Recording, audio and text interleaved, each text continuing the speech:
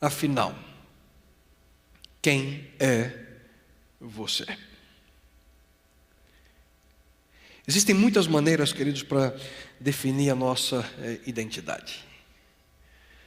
Alguns se definem pela sua profissão.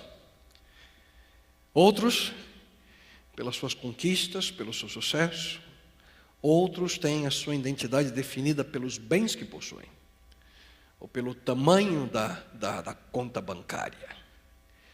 Alguns, por algumas letrinhas que têm depois do nome. Outros, pela família, pelo sobrenome que possuem. Outros já têm a sua identidade definida pela esposa. Então, quem é você? Na verdade, existe uma outra pergunta que nos ajuda a responder, a melhor compreender essa primeira pergunta. Quem sabe para melhor entender quem é você, eu sugiro uma outra pergunta, que é: o que você quer? Isso mesmo. O que você deseja?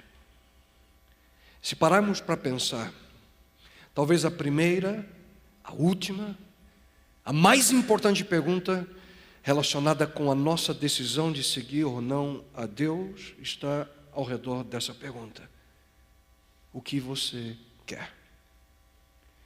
No quarto evangelho, no livro de João, essa é exatamente a primeira pergunta que Jesus coloca diante dos primeiros 2 homens que tomaram a decisão de segui-lo.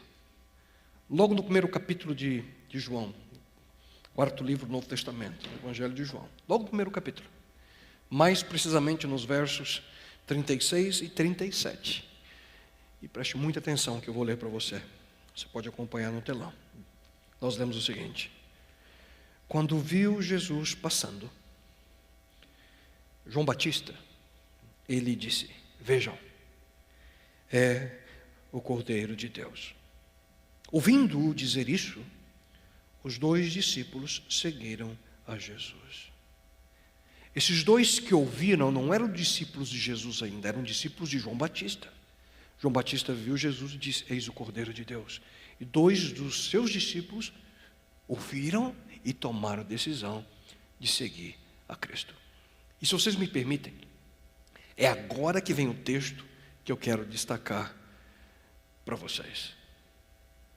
A minha Bíblia pessoal, de uso pessoal, ela é daquela que, no Novo Testamento, quando Cristo fala, as palavras de Jesus, elas estão em vermelho. Vocês viram aqui? Não dá para ver nada, mas eu sei, está em vermelho. Então tudo está pretinho, quando Jesus fala, as palavras estão em vermelho. E no Evangelho de João, no capítulo 1, se você tem esse tipo de Bíblia em casa, você vai lendo, é exatamente as primeiras palavras que Jesus fala. Eu nunca tinha parado para pensar nisso. As primeiras palavras que Cristo diz no Evangelho de João são estas. Ouça com muita atenção. Voltando-se e vendo Jesus, que os 2 o seguiam, perguntou-lhes, e aqui vem as palavras: o que vocês querem? A minha versão diz: que buscais? O que vocês querem?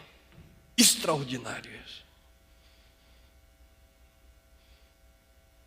Pastor, não estou entendendo nada. O que é extraordinário nisso? Vocês não perceberam?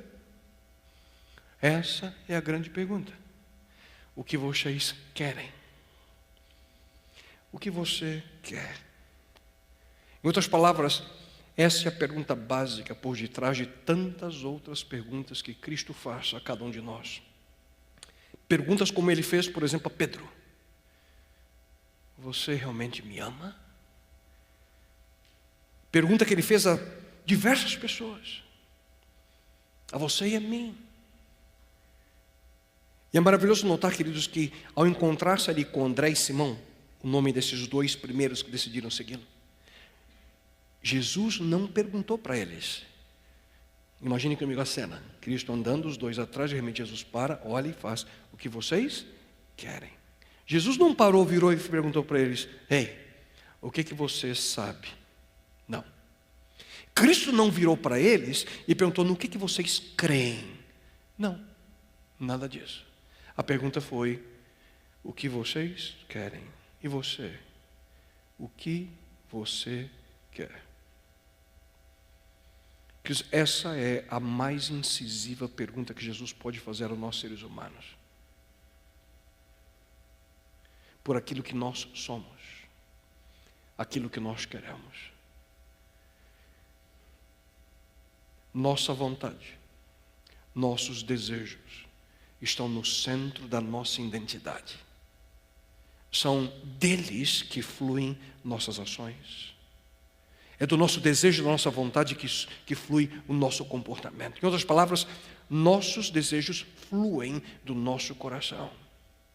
Razão pela qual o conselho que nós encontramos aqui na palavra de Deus é esse: acima de tudo, guarde o seu coração, pois dele depende toda a sua vida. Já por alguns meses eu tenho lido um texto, lido e relido, um livro que tem muito impressionado, escrito por um doutor americano, o nome dele é James Smith, e o título, e eu utilizo o título do livro dele como o título dessa série: Você é aquilo que ama. E muito tem me impressionado essa nova perspectiva, a compreensão de como nós somos guiados e dominados pelos nossos desejos. O que isso significa? Talvez, queridos, essa seja a melhor indicação de que a maneira pela qual nós cuidamos do nosso coração traz profundas implicações na nossa jornada nesse mundo, porque dele vem o nosso impulso, nossa vontade, nossas escolhas. E por que eu estou mencionando tudo isso para vocês hoje? Porque a decisão de seguir a Deus é mais relacionada, e prestem atenção nisso, a decisão de seguir a Deus é mais relacionada com algo parecido como fome, como a sede por esse Deus, do que aquilo que nós sabemos ou aceitamos como crenças. E é por essa razão que o convite que Jesus coloca diante de nós, texto esse que amo, e quantas vezes já utilizei esse texto aqui em nossa comunidade no passado. Cristo faz o convite, você se lembra? Ele diz: se alguém quiser acompanhar-me, negue-se a si mesmo, tome diariamente a sua cruz e siga-me.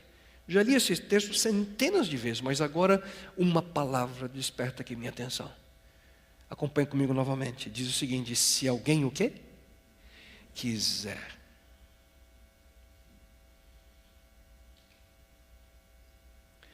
O que você quer? O que você deseja? Cristo diz: se alguém quiser. É uma escolha, uma decisão em nosso desejo, nossa vontade, nosso amor. E aqui é o segredo da decisão de seguir a Cristo. Nós precisamos, Cristo, alinhar nosso desejo, nossa vontade e nosso amor a Deus. O que isso significa?